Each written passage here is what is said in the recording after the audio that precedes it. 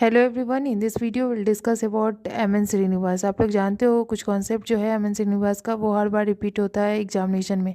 तो इसीलिए आज हम लोग इनके बारे में डिस्कस करेंगे। जो भी पीवाईक्यू में आ चुका है और इम्पॉर्टेंट है हम लोग उसी को डिस्कस करेंगे।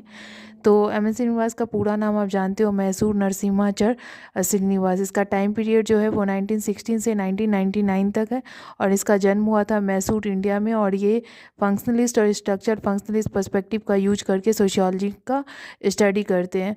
और ये फाउंड किए हैं department of sociology in Baroda university. और इनका वर्क जो है, मेन वर्क जो है कास्ट सिस्टम पे है, विलेज कम्युनिटी पे है, विलेज चेंज पे है, सोशल मोबिलिटी इन इंडिया और नेशन बिल्डिंग पे है। और ये स्ट्रेस करते हैं फील्ड वर्क पे और फील्ड व्यू पे। वो बोलते हैं कि जो चीज़ हम लोग फील्ड में जाके समझ सकते, देख सकते, वो किसी बुक व्यू इंडोलॉजिकल पर्सपेक्टिव पे बिलीव नहीं करते। ठीक है, अब जानते हो इंडोलॉजिकल पर्सपेक्टिव बुक व्यू और टेक्स्ट व्यू पर है ना बेस्ड होता है, तो उस पर वो नहीं करते हैं। वो फील्ड व्यू पे एम्फेसिस करते हैं और इम्पोर्टेंस देते हैं फील्ड व्यू को। और इन्होंने डोमिनेंट कास्ट का फीचर दिया था, 6 फीचर है।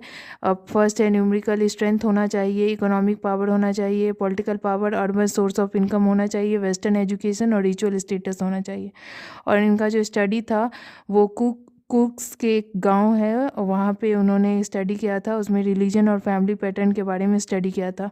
और ओका जो है वो पैट्रिलिनियल जॉइंट फैमिली अमॉन्ग कुक्स को बोला जाता है। और ये प्रीफ्रेंस देते हैं levirate and cross cousin marriage को। और नेशन बिल्डिंग के लिए 5 कैरेक्टरिस्टिक्स है, 6 कैरेक्टरिस्टिक्स, उसको देखिए। फर्स्ट है protective discrimination, democracy. Third decentralisation, pluralism, fourth and fifth है सब नेशनलिज्म और 6 है सेक्युलरिज्म। और इसका इम्पॉर्टेंट वर्क के बारे में हम लोग यदि देखेंगे तो इम्पॉर्टेंट वर्क जो सबसे ज़्यादा इम्पॉर्टेंट है और उसमें से आ जाता है आपका इंडियाज़ विलेज। ये आपको याद रखना है क्योंकि ये हर बार मैच द कॉलम में आप देखोगे कि ये क्वेश्चन डेफिनेटली रहता है। और फिर रिमेंबर विलेज के बारे में और social change in modern India, कुछ 4-5 बुक हैं जो बहुत इम्पॉर्टेंट है। जैसे आप कास्ट इन मॉडर्न इंडिया, ये इम्पॉर्टेंट है।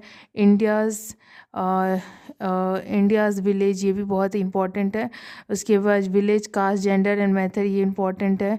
ये कास्ट भी इम्पॉर्टेंट है। डोमिनेंट कास्ट आप याद रखना।